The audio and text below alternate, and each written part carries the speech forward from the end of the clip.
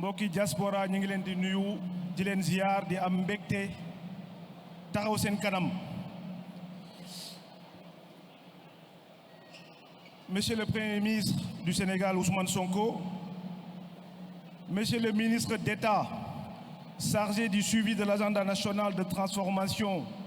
Vision 2050, Monsieur le ministre des Finances et du Budget, Monsieur le ministre de l'Économie, Monsieur le ministre de l'Énergie, honorables députés, Messieurs les ambassadeurs, Messieurs les vice-consuls et consuls du Sénégal, Messieurs les maires, Messieurs les directeurs généraux et nationaux, distingués invités en vos titres, rangs, grades et qualités. Monsieur le Premier ministre Ousmane Sonko, permettez-moi juste de rendre un vibrant hommage à la diaspora. Chers compatriotes, frères et sœurs de la diaspora, une première chose s'impose à moi ce soir, en tant que ministre de la République, mais d'abord en tant que militant.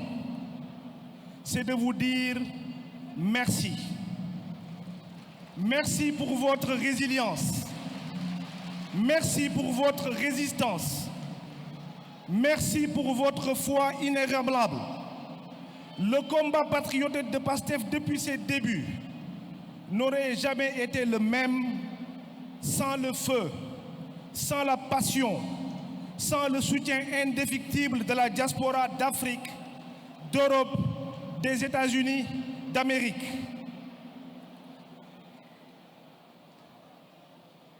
Nous nous souvenons du meeting de Doc Pullman en 2018, dans ce hangar où il n'y avait que de l'acier et du béton. Il y avait l'âme d'un peuple en marche.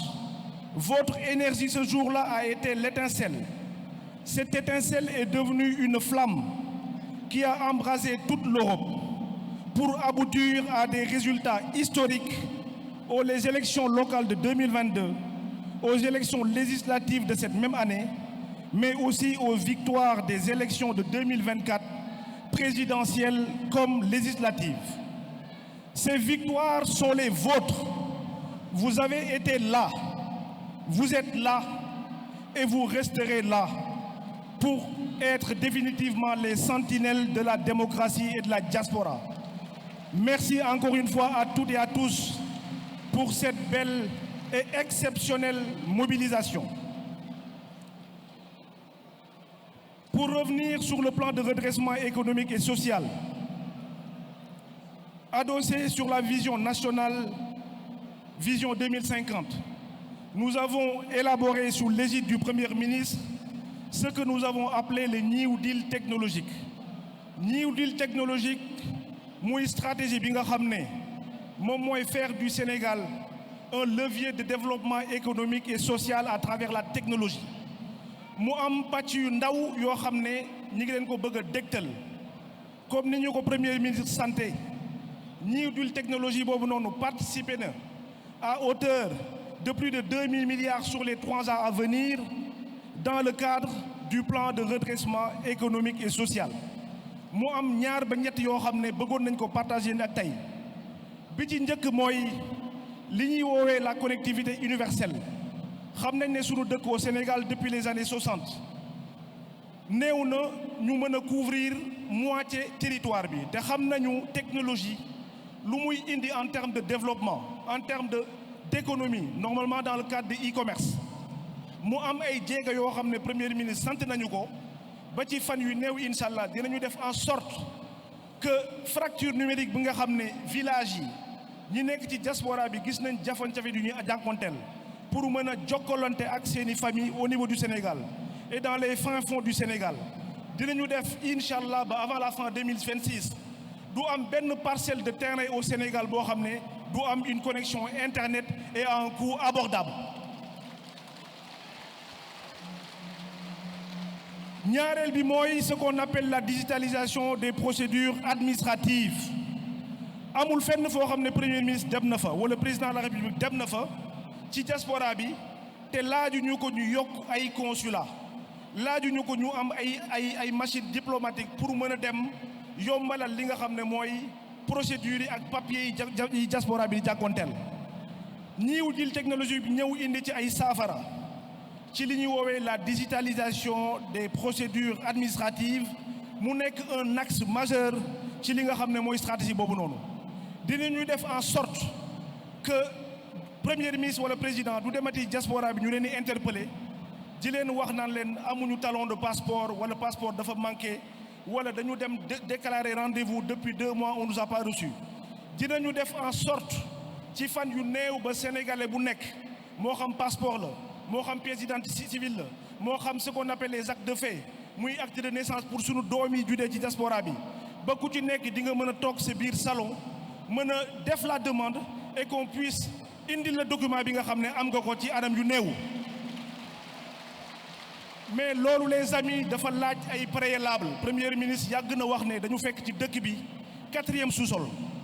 wàllu bi ñu dëkk yi nga xam ne mooy technologie te ñëpp xam nañ ne moom mooy driveru àdduna tey amul àdduna réew bu dox boo xam ne technologie doxalu ko premier ministre nag buy wax ne globalement nous sommes 4e sous-sol dans le cadre de la technologie au Sénégal ñun dañ ko fekk au 20e sous-sol donc li ñuy wax ni yëpp pour mu nekk dafa am ay préalable yoo xam ne il faut ñu indi ci ay saafara moo xam données yi nga xam ne seeni données la ay données yu personnelles la c'est des données sensibles il faut ce qu'on appelle dans la cybersécurité ñu teg ay matuwaay yoo boo xam ne bu ngeen ñu joxee seeni données dinañ mën a indi ci kaaraange boo xam ne bu mucc ayib la beneen bi nga xam ne premier ministre aussi daf koy wax muy un des projets phares du New Deal je dirais même un des projets catalytiques de ce mandat du président Bassirou Diomaye Faye ce qu'on appelle l'identité numérique unique mooy chaque Sénégalais ñu mën la identifier moo xam ci diaspora bi nga nekk wala moo xam Sénégal nga nekk kooku dina tax service à valeur ajoutée yi nga xam ne moom la technologie di indi ñu mën ci indi ay saafara carte consulaire yeeg yooyu yëpp baax na mais il faut qu'on puisse d'abord identifier les Sénégalais pour mën leen a jox service boo xam ne mën nañ ko am bu mën a yombal seen liggéey loolu identité numérique boobu dafay tax également un problématique boo xam ne bu jomb diaspora bi la mooy ce qu'on appelle le e-visa yàgg nañ dund ci diaspora bi depuis plus de 20 ans dañuy laaj non seulement des frais de visa bu ñuy dugg bu ñu duggee ba pare dinañu laaj également de payer tous les ans des titres de séjour premier ministre du Sénégal dafa indi li nga xam ne non seulement dañuy am réciprocité dans les visas mais également qu'on puisse mettre en place des plateformes numériques qui va permettre à ce que étranger buy dugg suñu dëkk avant muy ñëw danañ ko enrôler xam mooy kan munu mën a am des dimensions sécuritaires mën a am également des dimensions économiques parce que calcul yi ñu def sur les 3 ans li nga xam ne mooy indemnité yi gars yi di dugal pour def ce visa là dina toll xëy nañ moytul toll plus de 70 milliards et loolu non seulement dina régler problématique yu bari li nga xam ne mooy sunu dëkk loolu la ñu amoon ci ñetti poñ yi nga xam ne moom lañ leen di jukkal ci 2000 milliards yi am na yeneen poñ yu gën a bari mais li nga xam ne moo incerné diaspora bi aujourd'hui loolu la ñu mën nañu am pour partager ko yéen di leen waxaat encore une fois comme je l'ai dit à l'entame de mes propos la diaspora a toujours été là la diaspora a toujours été debout la diaspora a toujours été le sentinelle de Pastef li ma leen di ñaan di ko ñaan toute la diaspora confondue qu'on fasse confiance à notre président de la République fasse confiance à notre premier ministre et tout le gouvernement te xam ne lépp lu ñu digleeg ñun ci diaspora bi dinañ ko def asalaamaaleykum wa rahmatullah